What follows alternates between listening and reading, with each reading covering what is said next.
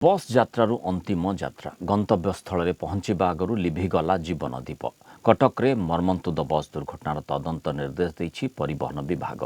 काली सुधा Cuttack RTO तदंत करी report देबे। ए घटना 10 जनकर मृत्यु होइथिला। आत्मीय को हराइथिबा परिवार रे दुखर छाया। जो माने बंची गले भाग्य और भगवान को धन्यवाद जणाउछंती। गुरुतर कटक एससीबी और घरोई हॉस्पिटल चिकित्सित होउछंती।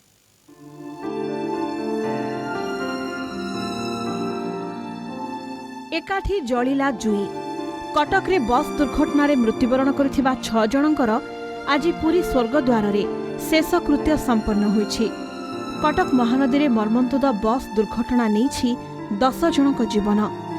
कटक बड़ मेडिकल मग रूम रु मृतदेह को बाहर करबा बेले शोकाकुल परिवेश सृष्टि होइथिला।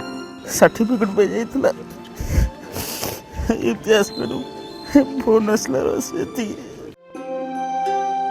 किए हराइछि बापा को तो पुणी किए भाई को। आत्मीय को हराइथिबा परिवार रे शोकर छाया। बाहुनी कांदुछंती संपर्कीय। दुर्घटना रे आहत होइछंती 50 जन। सेमानक मध्यरु 7 जनक अवस्था संकटापन्न थिबारु कटक बड़ मेडिकल रे आईसीयू रे चिकित्सित होउछंती। घरोई हॉस्पिटल रे चलीछि 8 जनक चिकित्सा। सरांग जाइथिला तार इंस्टीट्यूट को जोडे कि सर्टिफिकेट पई से जाइथिला। रिटर्न भी सकाळे भी जाइथिला। सकाळे जाय कि रिटर्न करथला 3टा बेला बस रे 7टा बेला आसी पहुंच दंदा सी मछरे ए घोळे इंसिडेंट गोटे हे गला। आम पुआ हमको छाड़ी कर गला बोले हमर विश्वास होनी से भले पुआ हमको छाड़ी कर गला हम आ कई बंची कर काम कर आ कोन ता देख परिबिनी आ ता बोडा हम सुनी परिबिनी। तालचेरु पाखापाखि 60 जन यात्री को नहीं भुवनेश्वर आसुथिला जगन्नाथ बस। कटक रे पहुंचबार कई मिनिट आगरु भयावह दुर्घटनार शिकार हैला। अकाल रे लिभिगला 10 जनक जीवन दीप।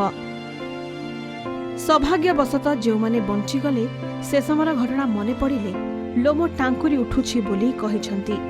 मरण को पाखरु देखिबा लोके बखाणिछंती पोलो उपरु केमिति नदी भितर को खसी पड़िला बस। से टाइम मत लगे गोटे माने झटका है। झटकार आग येटा उठिला आग चका उठिला मु जानिली जे कोठी गोटे कलभट उपर उठुची हेटा। तापर कि माने 2-3 सेकेंड पर पुणी आहुरी ऑब्स्टाकल्स है जोटा कि जना पड़ला जे ये होची आपनकर जो बैरिकेड अच्छी बैरिकेड रे माड़ हलानी। तापर गाड़ीटा टिके स्लो होईची तापर तले पड़ीची मुह माटिक तले पड़िला ड्राइवर से फ्रंटटा तापर पुणी राइट साइड टर्न कला। केमिति महानदी भितर को खसी पड़िला बस घटनार तदंत निर्देश देछि परिवहन विभाग। कटक आरटीओ को नेतृत्व में एक टीम गठन करा जायछि।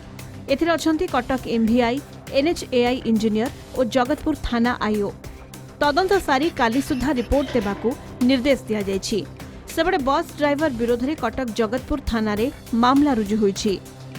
मर्मन्तुद दुर्घटना दुखद घटना जो 10 जन लोक प्राण त्याग कले अकाल वियोग है प्राय 50 पाखापाखि लोक इंजर्ड होती।